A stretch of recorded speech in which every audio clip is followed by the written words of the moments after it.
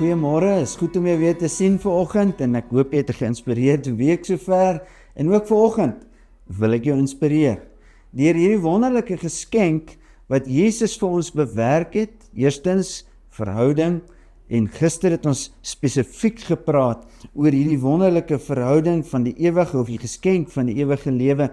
Maar vanoggend gaan ons bietjie gesels oor die geskenk van die Heilige Gees en ons lees uit 1 Korintiërs 2 vers 12 in die Nuwe Lewende Vertaling wat sê, ons het die Gees ontvang wat van God uitgaan, nie die van die wêreld nie, sodat ons kan besef watter wonderlike geskenke God aan ons gegee het.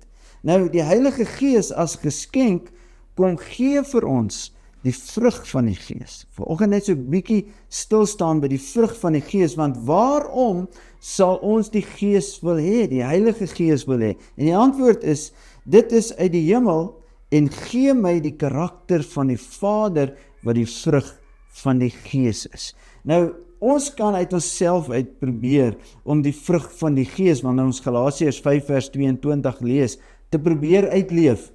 Maar ons kry dit nie lekker reg nie, want ons vlees is te veel. Galasiërs 5 vers 16 sê die Gees staan teenoor die vlees en die vlees teenoor die Gees, sodat ons soms nie doen wat ons graag wil doen nie. Al ons dit gaan reg kry, is wanneer ons vol word van die Heilige Gees. So ek wil oor jou bid vandag, dat jy die Gees sal ontvang, sodat jy die vrug van die Gees, wat God se karakter is, kan uitleef.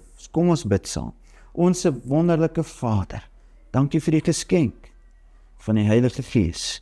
Ek bid u Gees af op elkeen wat vanoggend luister, sodat ons nie meer die vlees sal uitleef nie, maar eerder die Gees wat u karakter na vore bring in en uit ons lewe uit. In Jesus naam.